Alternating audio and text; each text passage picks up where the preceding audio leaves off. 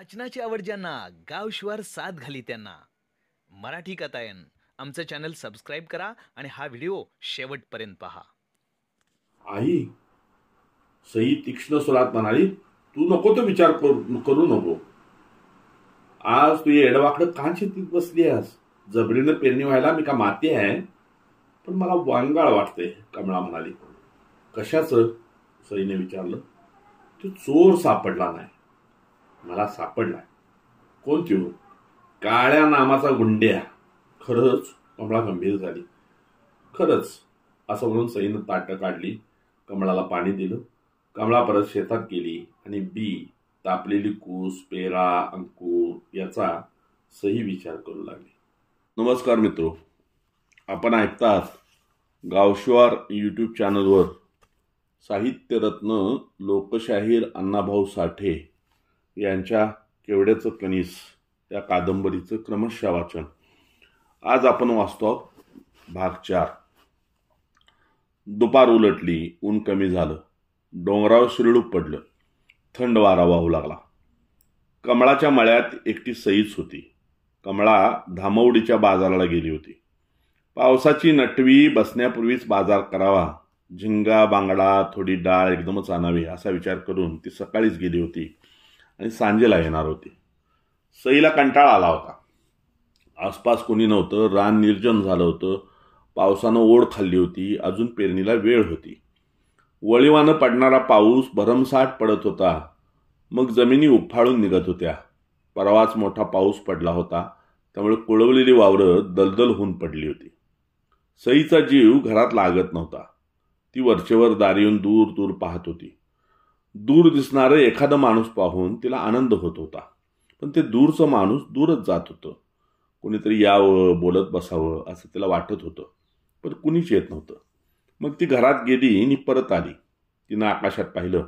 आकाश काळवंडत होतं. मोठमोठे ढग एकमेकांवर आदळत तरंगत दूर जात होते. वारा त्या ढगात शिरून त्याचा विध्वंस करीत होता. पाऊस पडणार नाही असं स्पष्ट दिसत होतं. सई ढगाकडे पाहत स्वतःशीच पुटपुटली, मला पाऊस तरी पडावा. आणि याच वेळी एका लवणातून जयसिंग पुढे येऊन मळ्यात शिरला. सरळ घराकडे आला. त्याला पाहून सईला हर्ष झाला. तिचं मन आनंदानं नाचू लागलं, पण तो अंतरीचा आनंद अंतरात दडवून ती घरात गेली आणि तिला त्या रात्री पडलेल्या स्वप्नाची आठवण झाली. त्या रात्री पडलेल्या स्वप्नाची आठवण आणि आज ते स्वप्न खरं होणार की काय या विचारानं ती वेडावली, गोंधळली. तिचं मन बावचळलं आणि ती घरात जाऊन कोपऱ्यात दडली. पण तो तसाच जाईल अशी भीती वाटून ती पुन्हा दारात आली. जयसिंग अंगणात उभा होता. त्यानं कोशा पटका बांधला होता, अंगात तलम सदरा होता, पायात बूट घालून तो सईकडे पाहत होता. तुम्ही मला केवढ्याचं कणीस समजता? तिनं तोंडाला पदर लावून हसू दडबीत विचारलं. मग त्यात काय वाईट बोललो मी? त्यानं तिच्या डोळ्यात एकटक पाहत उत्तर दिलं. ती खुदकन हसली, म्हणाली, ऊन झाले, जरा बसा की. काय बसू? हो, घरात कुणीच नाही. का? आई धामवडीला बाजाराला गेली. सईचं ऊर धडधडू लागलं. डोळ्यात एक आगळा भाव भरला. ती अधिकच मोहक दिसू लागली. ती सोप्यात गेली. मग पाणी तरी द्या. तो जोतच जडला. सईनं चपळाई करून पाण्याचा तांब्या आणून त्याच्या पुढं केला. त्याच्या तोंडाकडे पाहिलं आणि असंच आपण लग्नात उभ्या होतो, मध्ये अंतरपाठ धरला होता, तेव्हा आपल्या नवरदेवाकडे नजर टाकली होती, तेव्हा तोही असाच उभा होता, असाच दिसत होता आणि अगदी असाच हसत होता. याची आठवण होऊन ती क्षणात लाजली. लाजेनं तिचे गाल लाली लाल झाले. ती भरकन खाली पाहू लागली. तिची ती लाजाळू नजर त्याच्या पायावर स्थिरावली. लग्नातही तिनं असेच नवऱ्याचे पाय पाहिले होते. त्याच्या उजव्या पायाला एक बोट नव्हते हे लक्षात येताच ती चोरून हसली होती. पण आज तिला त्याची बोटं दिसली नाहीत.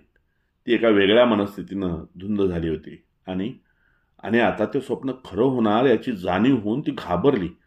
आता तो आपला हात धरील आणि आपणाला पुढं ओढून हृदयाशी धरील. मग ते खंबीर हात आपणाला पोटाशी धरून जखडून टाकतील या भीतीनं ती चूर झाली. ती त्या सुखाची वाट पाहू लागली. पण त्यानं तिला तशी पुढं ओढली नाही की पोटाशी धरलीही नाही. तो पाणी प्याला आणि म्हणाला, मी नांदलापूरला जातोय, मला उशीर होईल. थोडं थांबा की, आई येईल आता. असं म्हणून सई तांब्या घेऊन आत गेली आणि भरकन परत आली. म्हणाली, बसा की. बरं. तो तसाच बसला. सई चौकटीत बसली. तिचं काळी धडधडत होतं. ती मोहरली होती आणि हसत होती. तिच्या डोळ्यातली ती धुंदी तशीच होती. जयसिंग तिला निहाळीत होता. त्याची बेदरकार नजर क्षणाक्षणाला तिच्याकडे वळत होती.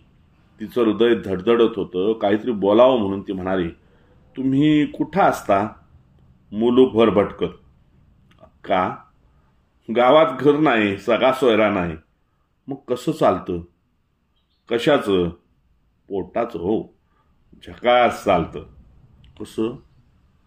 तसंच. म्हणाला, माझी कथा फार मोठी आहे. ती ऐकून तुम्ही गारच पडाल. आता मी गार असं म्हणून पुन्हा तोंडाला पदर लावून ती हसली आणि म्हणाली, सांगा की, बघू मी कशी गार पडते. मग ऐका तर. जयसिंग शांतपणे बोलू लागला. मालेवाडीत माझं घर होतं. आई बाप दोघंही प्रेमळ होती.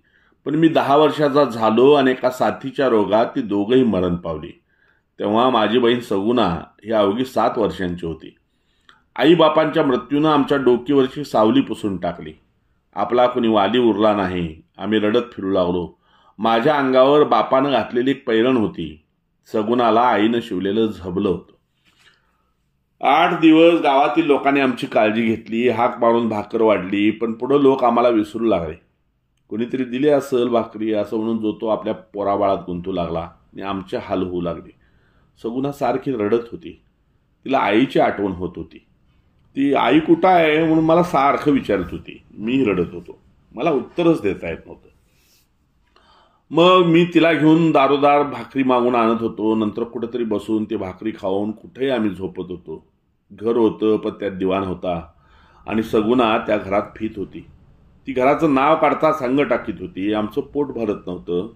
शिळ्या भाकरी खाऊन कंटाळा आला होता. काही लोक म्हणत, ए जया, एका काम कर. पण मला कामच मिळत नव्हतं. कसं मिळणार? माझं वय काम करण्याचं नव्हतं. मग पाटलांकडे गेलो आणि त्याला काम सांगितलं. तेव्हा तो विचार करून म्हणाला, काम कर. रोज सकाळी माझी गुरं चारून आण आणि पोटभर भाकरी खा. माझी बहीण, तिला भाकरी. मी विनंती केली आणि पाटील उदार झाला. त्यानं आम्हा दोघांना भाकरी घालायचं मान्य केलं. पण त्या दिवसापासून माझ्या मागं 15 गुरं लागली. शिवाय सगुणा होतीच. मी, गुरं आणि सगुणा असे आम्ही दिवसभर रानात हिंडत होतो. 15 गुरं 15 वाटेनं पळत होती. मी त्यांच्या मागं धावत होतो आणि मागून सगुणा बोंबलत पळत होती. पुढे एके दिवशी एक म्हैस पळून गेली. सगुणाला टाकून मी तिच्या मागे धावू शकलो नाही. संध्याकाळी पाटील संतापला. त्यानं चाबूक घेऊन मला तडाखा दिला. माझी पाठ फुटली.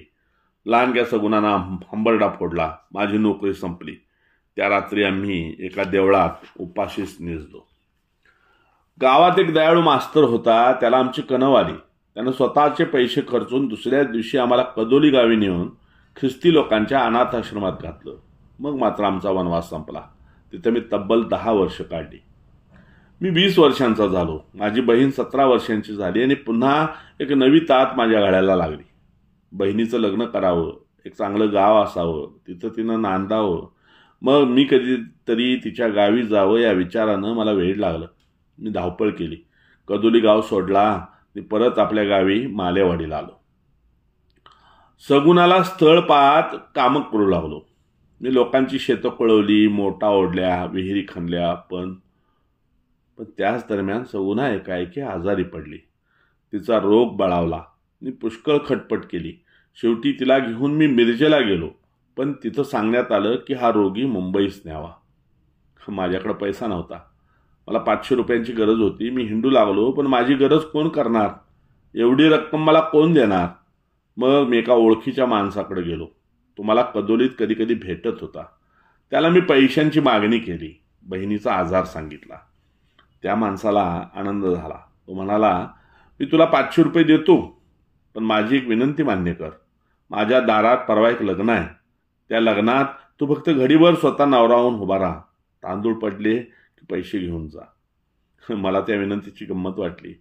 माणसाला केव्हा कशाची गरज लागेल याचा नेम नसतो. मी कबूल केलं आणि ठरल्या दिवशी नवरा होऊन मांडवात गेलो. हळदी लागल्या आणि लगेच लग्न लागलं. मी पैसे घेऊन रातोरात तो गाव सोडला. आणि ती नवरी? सईनं चमकून विचारलं. आणि जयसिंग म्हणाला, मी नवरीसाठी नवरा झालो नव्हतो. पैशासाठी झालो होतो. मला बहिणीला वाचवायची होती आणि आता ती बिचारी कुठं कशी आहे कोण जाणे. मी मुंबईला गेलो, तिथं बहीण बरी झाली, तिकडंच तिचं लग्न झालं. मग मीही तिकडंच राहिलो, बरीच वर्ष मी तिकडं काढली. आता माझी बहीण नांदलापुरात आली आहे, मग मी तरी तिकडं कशाला राहू. शिवाय मला आपलं म्हणायला या जगात तिच्याशिवाय दुसरं कोण आहे.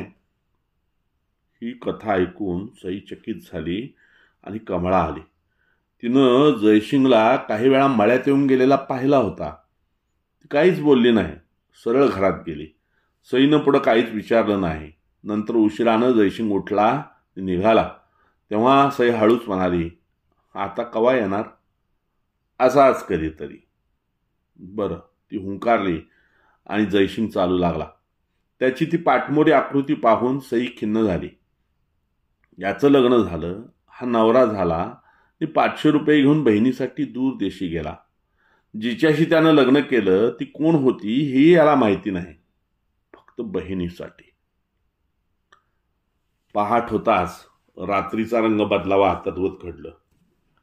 पेटलेली काळी वावरं हळूहळू रंग बदलून हिरवी झाली. नकळत अंकुर वाढले, झुळमुळू लागले.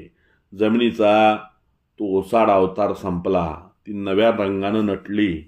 नवे माळ गवतानं भरले, नवे टोळ उडू लागले. रेशमी सुरवंटाची फुलपाखरं होऊन रानात भिरभिरू लागली. नवं अन्न शेतकऱ्यांकडे धावू लागलं. त्यासाठी माणसं कष्टाची शिकस्त करू लागली. नव्या अंकुरांना कुरवाळून दमू लागले. रात्र झाली होती. कमळा घोरत होती. सई आपलं कसं होणार याचाच विचार करत होती. तिला झोप लागत नव्हती. असंच कधीतरी येईन असं म्हणून गेलेला जयसिंग एकदाही आला नव्हता.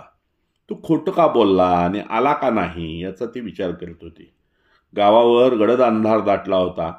कसलाही शब्द उमटत नव्हता. ती मध्येच कानोसा घेत होती. दूर कुठं कुत्रं भुंकताच दचकत होती आणि आजूबाजूला पाहत होती. एकाएकी अंगणात पावलं वाजली. एक उसाचं पान चरकलं, त्याच्यावर कोणातरी पाय पडला. तशी सई दचकली, सावध झाली. तिनं कमळाला डिवसलं आणि हळू आवाजात म्हणाली, आई, अंगणात कुणीतरी आलंय. कमळा चटकन उठली, दाराकडे गेली. तिनं फटीतनं बाहेर पाहिलं. एक काळी आकृती मांजराप्रमाणे दबा धरून येताना दिसली. तशी कमळा परत सईकडे गेली आणि तिच्या कानात म्हणाली, कुणीतरी येतंय, दाराकडे चल.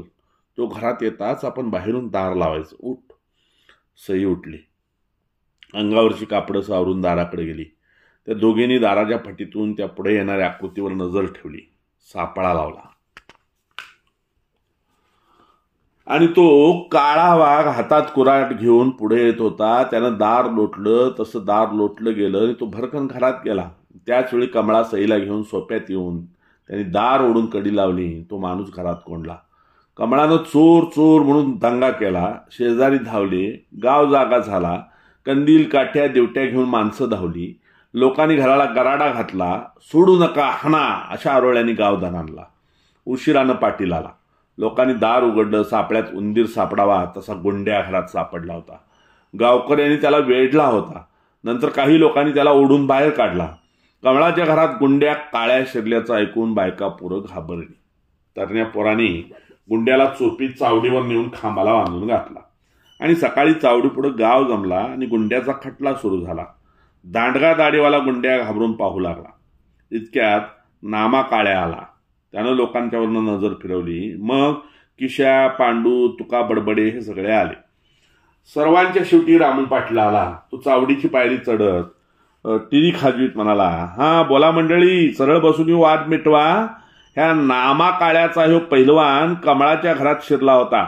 आता मोर काय करायचं? काय करणार? नामा काळे गरजला, गुमान सोडा त्या पोराला. तर कसं? सर्वांनी प्रश्न केला. आणि किशा म्हणाला, कसं म्हणजे तसंच. अरे दोघी मायली की काय लई चालीची आहे ती. सोन्यावानी पोराला हात लावू नका. पण तो घरात शिरला की?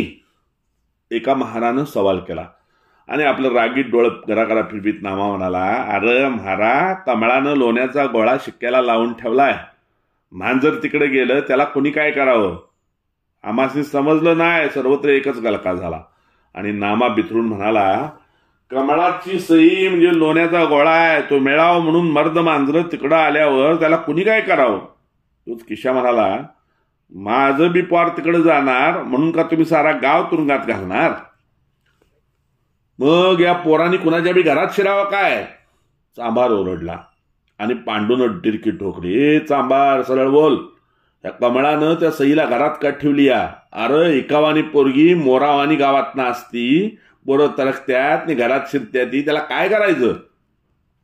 का त्या पोरासाठी आमचा वंशच गाडावा असं तुमचं म्हणणं आहे? नाना ओरडला. पाटील गुमान ऐकत होता.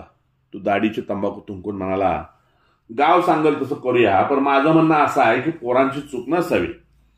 पोरगी देखणी, डोळ्यात भरती म्हणून काय देखण्यापुरी गावानं मारावया का त्यांच्या नरडीला नग द्यावं?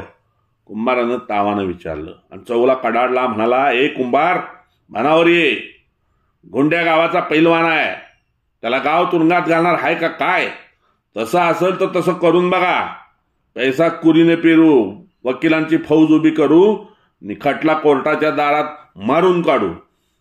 अरे त्या कमळानं चूक केली या, काळा नामा म्हणाला. आणि काय चूक केली या ते मीच सांगतो, चौगला ठासून म्हणाला. कमळानं केवड्याचं कणीस उशाला घेतलंय. मग एखादा नाग तिच्या घरात शिरला तर काय करायचं? तिची पोरगी म्हणजे केवड्याचं कणीस आहे, कणीस. माणूस एक एक माणूस बोलत होता, कोणाचं कोणाला पटत नव्हतं. आणि चौगला, नामा, किशानांगरा यांनी बोलून बोलून गावाला जेर केला होता. जो बोलल त्याला ते त्याच्याच शब्दाच्या दणक्यानं भुई सपाट करीत होते. शिवाय पोलीस पाटील यांची पडती बाजू सावरत होता. कमळा फक्त ऐकत होती. आपणाला न्याय मिळत नाही म्हणून ती तळमळत होती, रडत होती. आणि चौगुला, नामा, पांडू हे आघाडीवर उभे होते. त्यांच्या तोपखान्यानं गाव गांगरला होता. मध्येच तुका बडबड्या म्हणाला, हे खटलं इथंच मिटवा, नाहीतर गावात पोरींचं राहणं कठीण होईल. मग गाव रडत बसल. मग काय होईल गा? बराच उशीर गप्प बसलेल्या मुळकानं सवाल केला. त्यानं महार, कुंभार, चांभार यांना बरं वाटलं, पण चौगुला अपमानित झाला. डोळं वाटारून म्हणाला, मुळका, काय होईल ते आताच कसं सांगू, पण गळेल तेव्हा कळेल. बोल डोसक्यात घे. हे दाब घेऊन चौगुल्यानंतर का बोलावं? मुळीक छाती फुगून म्हणाला, गावात पोरींचं राहणं कठीण होईल म्हणजे काय? काळे, नांगरे, चौरे हे 5 हत्यारे येते आणि बाकीच्यांनी काकणं भरले ती. आमच्या बी घरी लिके आहे त्या शिरावर आमच्या घरात. मुळकाचा बोल ऐकून सभेचा कल फिरला. कमळाला बरं वाटलं. मुळीक आळीनं नाक फेंदारली. कुंभार, महार, चांभार यांच्या डोकीचे केस ताट उभे राहिले. नामा म्हणाला, ऐका ऐका मंडळी, ही चढाची भाषा बोलून वाद वाढवून भागणार नाही. गावात 2 फळ्या पाडू नका, नाहीतर रोज खुनाखुनी होईल.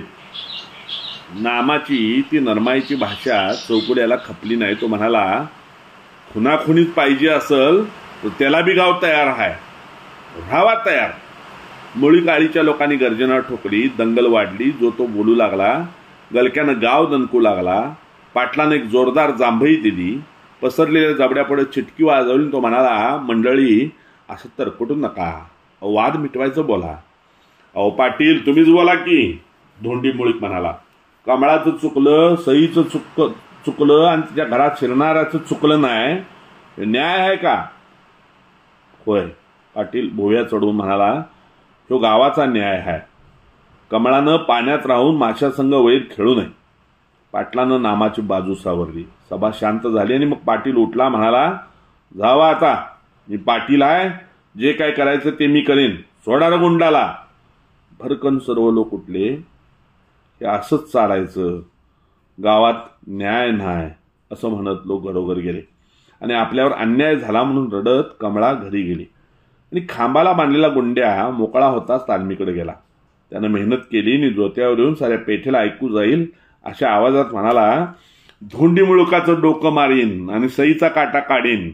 आणि जेनी जेनी मला बांधला, मारलं आणि तुरुंगात घालावं असं म्हटलं, त्या साऱ्याला मी याड लावीन. त्यांच्या पोरीसनी आबरूचं जगणं कठीण करीन, तरच मी नामा काळ्याचा पोटचा होईन. धन्यवाद.